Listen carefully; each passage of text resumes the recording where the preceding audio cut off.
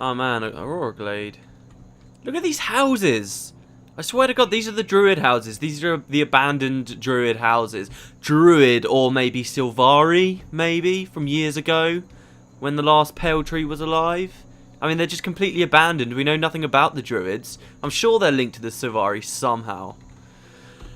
Alright, let's go do my intro. I don't know why I'm talking to myself there. Hi guys, and welcome to another video.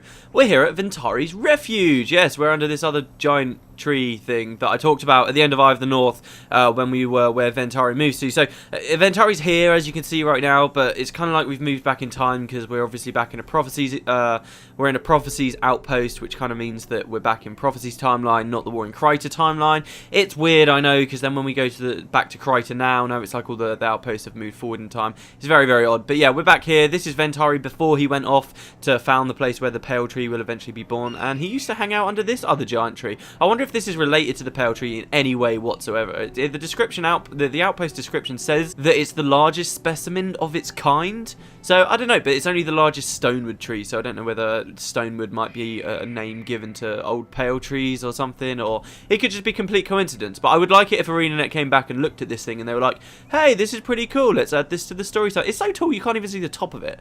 But yeah, so we're back here. You're probably wondering why, if you've never done the G.O.X quest before. We need to find Zin's secret lair. This was the most awesome thing about this quest, right? So we can open the Golem user manual and have a look around, and there are secrets. There are like hints in the, well, really there's only one big hint in the manual sort of describing where exactly his secret lair is. And the biggest hint is, as I said before, this screenshot here. So we've got to somehow figure out where this is. But I can tell you where it is right now. I'm not going to have us go searching all the way around Tyria just for it like people had to in the first instance. This is a place called the Falls, okay? And the Falls was this outpost here. I did like 2 episodes, maybe tops, ever in the Falls in the Prophecies Let's Play, and that was when we looked at a hidden shrine to Balthazar out in the middle of the nowhere. Like, look at this place. This is the most western section of the entire game. This is like as far west as you can ever get. But it's actually a huge explorable area, so it comes all the way out here. There's all kinds of like little interesting things going on here. Like one of the first greens that added to the game is actually available here by farming certain things there, so a lot of people enjoyed doing that. And there's just some generally cool stuff. And finally, they had an actual other quest that brings you out here. So we're going to be going to the Falls. I'll show you, we did actually go there. This is where Deeproot started telling us about like these prophecies and things, which I mentioned very recently. And that's because if you have a look here, I'll let everybody fight these Maguma hunters. If you look out here, you can actually see, check it out. This is where Councillor Vela originally was. We saw him in the Shining Blade camp earlier. And we've got Deeproot here. So these guys are both here. Stop and close your eyes. Listen to the wind. Feel the majesty of this forest. The power of nature cannot be overcome by the White Mantle. That is why we will defeat them. They do not respect the powers that they do not understand. This is brilliant. Like, this is lore that was written way back in Prophecies, and it's still kind of relevant here for the War in Kryta. Vela, of course, also gave us some quests. He says, well met, hero. I'm Councillor Vela. I am sworn to bring down the White Mantle, as well as all those who hide behind them and pull their strings, i.e. the Massat. So yeah, if you remember this, we did end up going to the Falls. We're going to go back. I'm not going to film the whole walk. I was actually tempted to start this video actually there already, but I walked out here and I was like, oh man, look at this place. We haven't seen this place for ages. There's the top of the tree, all the way up there. So yeah, I thought, it's really, I love the Maguma jungle. I really, maybe it's just because there's not enough reason to come back here in the game. Like, you kind of come through, and it's so easy to skip. You can just literally go from well, it's actually quite a way. You could go from like the Temple of the Ages and skip straight to Sanctum Key and then just go on that way, which kind of sucks. I mean, I know that the first time I played the game, I skipped these missions here. It wasn't for a while until I came back and did them. It's just generally a really cool place, and there's not much to do here, so I like any excuse we get to come back. And don't forget, in Guild Wars 2, these are the Maguma Wastes. Everything up here, this is basically what the entire area will look like. There's not going to be any luscious jungles between these huge dry flats, nothing like that. It's just going to be completely messed up like this. You will notice, this was another thing I was going to do for this video, you will notice my build. We're using a hammer build. Yeah, so I decked up all of the heroes, basically. You'll notice some of them have got new armour. The Eye of the North ones, we used those cloths of the Brotherhood. I got at the end of Eye of the North doing the Glint's Lair. I've basically given them all their runes and stuff.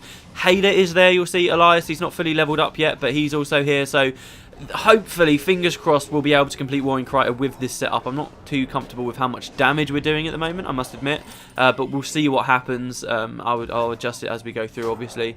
But yeah, this is our new team, and while I was at it, I thought, do you know what? I've talked so much about using a hammer. Why don't I actually get off my arse and make a hammer build for us to use. So this is an Earthshaker build.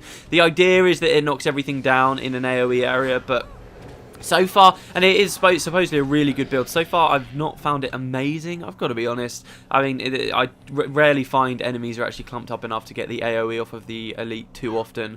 It strikes me as one of those things where it's only really useful if you go to all the great lengths and pains to ball every individual group up each time, when there are much more effective and easy and brainless ways of completing the game. But whatever.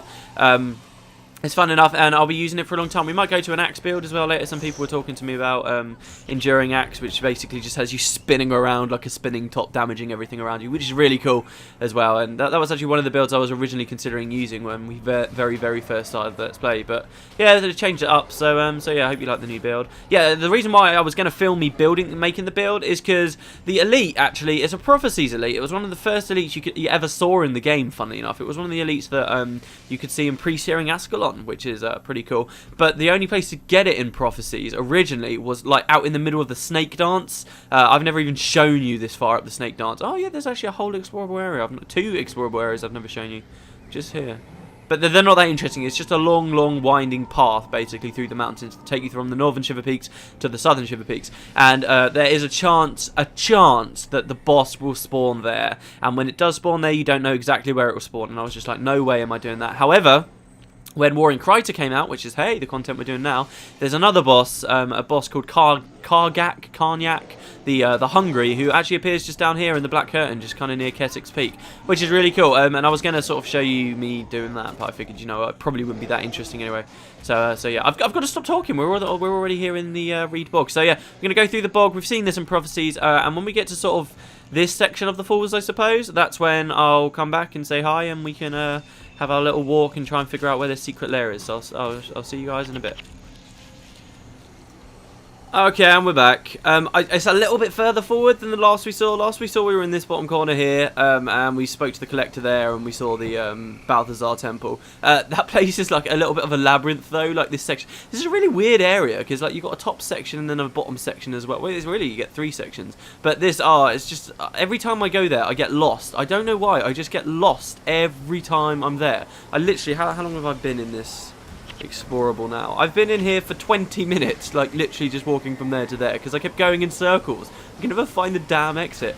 But in any case, we're almost on our way there now. You can see lots of actual waterfalls and stuff now. Now we're in the area that's actually considered the falls. I mean, the whole place is called the falls. I don't know, was this explorable area was in a game launch, but there was just nothing really here except the one quest that took place like here, so you never really went very far at all. Like, I had to go off my own back to show you that temple before, and there's nothing else around here. This is actually one of the prime examples of an explorable area where it looks like when ArenaNet were originally developing the game, they had an idea that maybe they were going to expand later, and they sort of built roads essentially that lead off into the distance and nobody really knows where to, and there's like one up there, if I remember rightly, just like a road that leads into a blank wall, but yeah, nobody ever really I think I just, you know what, I really do just think I like places that you wouldn't usually have much of a reason to go to. I really do, as bad as that sounds. It's just that this area is cool, and this is like the other thing with this MOX quest, right, that I mentioned before, is you need all three campaigns to be able to get him. So, like, the big draw originally was there were only two dervishes before. There was Meloni and Karmu. Like, it seems, and this still hasn't happened yet, but it seems like ArenaNet are trying to make it so you can have 3 heroes of every individual profession. Okay, and originally that meant a lot because originally you could only have 3 heroes at a time. So in that way you could kind of, it would balance out like that, and slowly they've been adding more. So MOX was your way to have your 3rd dervish. Obviously things have changed now because you can have mercenary heroes. Raza now has the same functionality he originally was described to have had in the Nightfall manuscript, which is that he can change his profession to whatever the hell you want. I should probably target the life pods. So it's not so important anymore, but it looks like they are still doing it, like particularly with Winds of Change. There are new heroes. I should probably clarify this. When you're doing these things, there are new heroes that we will unlock as we go through Guild Wars Beyond. And people talk about the potential heroes that might become available through Winds of Change, and they always base it on what there are still only 2 left of. I'm not going to say that out loud, just so that I don't accidentally spoil what the new heroes might be before we reach that point, but suffice it to say, this was one of the main reasons why people did the MOX quest. But my point is that in order to do it, you had to own all the campaigns, and they didn't just, ArenaNet didn't just make it a prerequisite for getting the quest. They actually integrated it into the quest quite a lot. So you had to go all over the world. You had to go really far into Vabi, obviously, which I had to do off screen to get all the way through there. You have to go quite far into Prophecy. Well, mind you, Prophecies isn't so bad because it's only the top of the Aegis, and Cantha's not so bad either because it's kind of in centre. But then you got to come all the way over here as well, like out into the middle of genuinely nowhere. Like, you really, really do, particularly considering, like, this is why this place feels so distant, because there's no direct way for you to walk from, say, Fisherman's Haven down to the Hinge of Denravi, despite how close they are, because there's no actual explorable area linking the places up. There is only missions. You can only, like this bit here, do you remember when we took the boat ride down the Island River, and I mentioned how I reckon that should have been like a mini mission where you're actually on a boat moving through and all the spiders drop down on the deck and stuff? Like, I think that would be so cool, but there's no actual explorable area here. It looks like there should be, or there could have been, but it was just like cut out of the game. Like, oh, I've got to stop hitting my microphone, but it was like cut out of the game, it seems, and they just kind of fobbed you off and took you to the Riverside Province. So if you go here, you can't get back. It's not a two-way ticket. So that's why this place feels so distant, because if you really want to get here, you've got to go freaking all the way through Majesty's Rest, Sage Lands, Man Moon, Silverwood, Ettin's Back, Reed Bog, and then finally the Falls. So, you know, it is really out there. Anyway, here we go. So it gets its name because of this site. And back in Prophecies, don't forget, we got to judge it by what the game looked like in Prophecies. This was pretty damn awesome. A very, very nice looking area. You can see there's a guy here, Agrippa Stonehands. Whenever I read the name Agrippa now, I can't help but think of Amnesia. But yeah, we'll talk to him. He says, oh yeah, they don't have interesting dialogue in Prophecies, but there you go. And he would have given us a helmet had we actually wanted to do that. But I think we were using axes at the time, so I went to a different collector for that. But yeah, we can come on up here.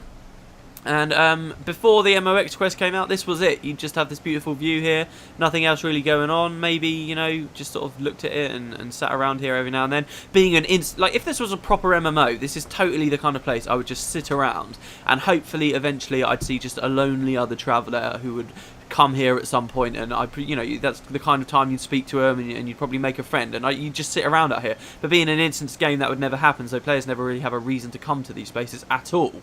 But now with the MOX quest, as I'm sure you've all seen, there's now, you can interact with this point called the Falls.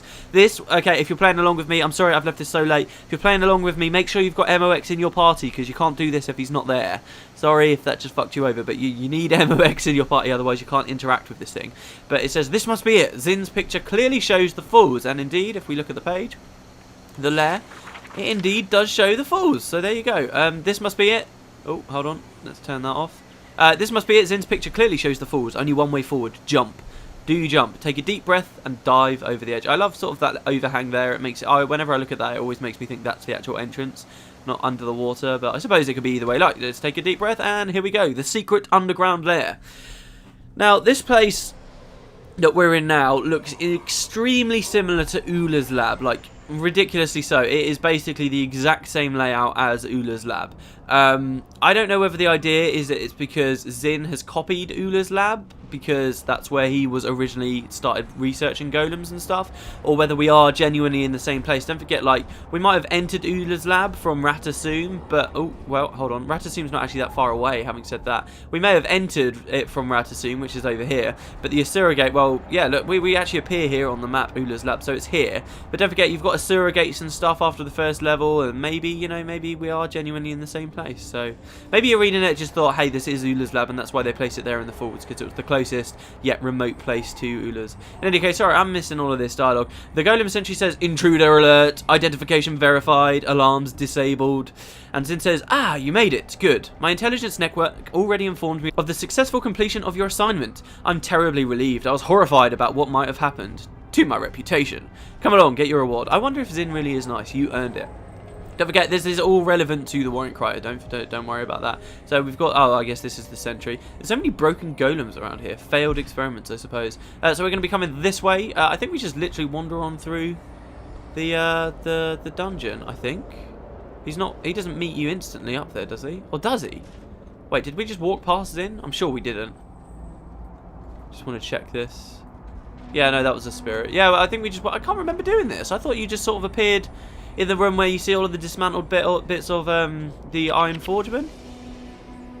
I was sure you did, but I guess we have to walk through. See, like I say, it's the exact same layout. This is actually, do you remember when we were doing the mission and there were all the fire darts shooting at us because we hadn't managed to disable the security systems and we had to follow the golem? Well, we were walking through here and it turns out there's a whole other section to this room here, this whole chamber over here that you just cannot really feasibly go to in the main Ula's Lab mission because the fire darts will just pelt the hell out of you. Having said that, when I played it like off screen while we were Let's Playing Eye of the North to get my other characters up to scratch, look, there's even a door over here. When I played it off screen, like I literally just, when I was doing it on Matt, because he's got such an overpowered team, we can't sort of clip through to look what's behind there. Because it was so overpowered, I literally just completely ignored the golem and just walked through, and it was completely fine. It felt amazing to do that. Did I tell you guys that already in the Let's Play? I don't think I did. Yeah, so we'll keep going. We're going to meet him around this corner here. Yeah, a few more idle sentries wandering around. Another gate over there that you can actually look under. There's never anything behind them. I mean, sometimes there are huge areas you can explore, like we saw at Halloween, where they just reuse the assets and just sort of have loads of redundant chambers in most of the dungeons, but half the time there's never anything really interesting there or stuff that you wouldn't find in a dungeon where you were actually meant to walk to that location. Here he is. Here's in. He's over here. Yeah, so lots of bits of the Iron Forgeman still around here. Maybe this is Ula's place. Who knows? But then it says, why, look who's here! Check it out, there's G.O.X over there, G.O.X. This is the guy, if you remember, he had to have his power core replaced with a shabbier, crappier one. So G.O.X says, G.O.X reporting for duty! What does the G stand for, we ask? This is a lot of references to someone called Gur from Invader Zim, which is a show I used to watch as a kid, and I loved it. I do not know, or I don't know. Oh man, I haven't seen Invader Zim for so long. Brilliant. Is it supposed to be stupid? So this is basically just a whole, it's literally copying exactly the conversation that happens in the first episode of that TV show where he first gets his like robot and it's an absolute retard. It's hilarious. G.O.X isn't stupid, he's very advanced. Advanced! I can't do, but Gur has like a really high-pitched voice that I just could not hope to imitate, but it's a good show. If you guys really, if you've got some spare time, I'd check it out. There's probably loads of YouTube clips of this very scene. One day, G.O.X will be just like Mox. Isn't that right, G.O.X? Just like Mongoose. No, not Mongoose. His name's Mox, and he's with me. I'd rather you didn't insult him. No, just like Mox. M-O-X. What does G.O.X actually say if we speak to him? Can I be a mongoose dog? Oh my god. Just like dog. I had no idea that ArenaNet's actually thinking about it. So there must be someone at ArenaNet who's a massive fan of Invader Zim. It's brilliant. Oh, never mind, says Zin. Are you guys done talking? I think they might be. Yeah, I think they're done. So here we go. This is Zin, alright? Again, I'm going to keep mentioning, I'm going to keep drilling it into your head. 3 Asura, massively important Asura. We're going to see their stories flourish here, and if you read Ghost of Ascalon, you'll probably be a bit intrigued about Blim as well. Blim, Ula, Zin. They're the 3 Golomancers of this age, and we finally met Zin. This is like the 3rd mysterious guy that I was talking about. And he says, curious. As promised, here is further compensation for your services. Perhaps I underestimated you. I mean, I'm happy my faith in your abilities rang true. Brilliant, so there you go, 50,000 experience, 10,000 gold, 10 automaton summoning stones, and 10 sinister automatonics. These things, right, like I said, people loved these things when they first came out. Like, you can click this and you'll see a golem will have joined my party. I think this is a golem 1, golem 2.0s have got like the weird thing in the middle. Are these like the crystals? I don't know. But yeah, so you got these guys. So like we kind of see, like in Eye of the North, you got the regular golems, then the golem 1.0s, golem 1.2s, and then you've got like Zin starts developing these things. You do actually see a bit of development, and in more in Kryta, we'll see them be developed even further. But yeah, so there you go. These guys will join your party, and then also I may as well show you. We'll warp to Rata Sum. And the tonics themselves will do, you've probably seen loads of them in the Let's Play, people walking around as these things. The tonics will indeed turn you into a giant golem, and these just look like G.O.X, which is pretty cool. So, right, we're going to go, I didn't open up this video with a little conversation between Gwen and Kieran, because this is the last one of like the first batch, I suppose, or second batch if you're going by game updates. So we're going to relog onto Tom and listen to that one. This is the one that I accidentally read out a few days ago and then had to cut out. So I'll see you guys in a second. Alright, here we go, back out into the Hall of Monuments. And yes, I saw on the last video that comment that asked me to read these out in a porn voice, and it had like 9 thumbs up. No, guys, No, I'm sorry, it's not going to happen. Maybe one day when I'm doing a video drunk off of my tits, but I doubt that will ever happen. So here's Lieutenant Thackeray coming once again. Hey Gwen, how's it going? See, I couldn't even do a porn voice if I tried. And this time he says, hey Gwen, want to hear something interesting? I ran into Nicholas the Traveller yesterday and learned that an important date is coming up. Guess what it is? Kieran, I'm not in the mood for games. And what are you doing up and around already? I thought you were injured. I've been cleared for duty, I'll have you know. Now, come on, just guess. The anniversary of the searing when all that we held dear was turned to ash and rubble, maybe? Well, yes, that. But it's also your birthday next week. Wow, it was her birthday on that anniversary? Brilliant. We should celebrate. When's the last time you celebrated your birthday? Oh, and she says, oh, I used to make a little cake and wear a party hat all the time in the Char slave camps. What fun that was. Never, Kieran. See, this is your problem, Gwen. You don't know how to have fun. You're all duty. There's no balance in it. What? I'm balanced. I can have fun. I just choose not to. Prove it then. Celebrate your birthday. Find something that doesn't involve slaying Char, like a walk in the woods or a picnic. A picnic. I'm an officer of the Even Vanguard. I don't picnic. I'm sure you don't. Oh, well, fine. We'll call it an off-duty outdoor meal. Unless you're scared. Go on, Gwen, do it. Please. I've faced Char hordes, stood firm against a great fireworm, and have literally seen the sky falling. Wait, she takes credit here. This is so funny. She takes credit of what we did in the heart of the Shiver Peaks. It's decided then, says Thackeray. Hooray. A picnic it is. I look forward to being proven wrong. See you around, Gwen. Oh, does she know what she just got herself in for? In fact, I think she actually comments on that. Get in there, Thackeray. You've got yourself a date, my friend. I know she has another comment that she says in a minute. Come on, Gwen. Wait for it to dawn on her. Wait for it to dawn on her. Does he literally have to leave before she says it? There we go. She says, wait. What did I just agree to? I think you know what you just agreed to, Gwen. Awesome. And then she sighs. Brilliant. Okay, so Kieran has got himself a date. I can't believe that it took me so long to... I probably should start believing that it takes me so long to do things. I can't believe it took so long to do that Zin's Lair thing. Basically, what happens now is no more dialogue will happen. However, if we zone out the front, we'll see that Kieran's waiting for us out there again, where we first met him when he said, hey, how's it going?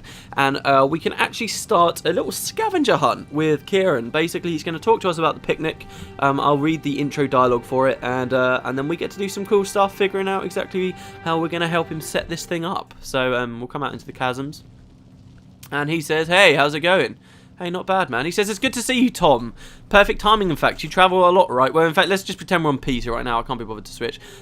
Sure, you could say that. Why? I need some supplies. I know you aren't necessarily a merchant by trade, but I'm a little short on options being so far north. Did you know that Gwen's birthday's coming up? Oh, is it? She never mentioned it. Let's speed this up. I'm gonna do the small talk. Of course not. I found out from Nicholas when I last saw him. Listen, so they really were quite good friends. That's pretty cool. Listen, I have a plan, but I need a few items to make my plan work, and I thought perhaps a well-travelled soul such as you may have come across them. Back up a second. A plan? Oh yes, a plan. A plan! A glorious plan! I'm a little excited about it. I noticed. Were you going to tell me about your glorious plan, or just giggle like a schoolgirl?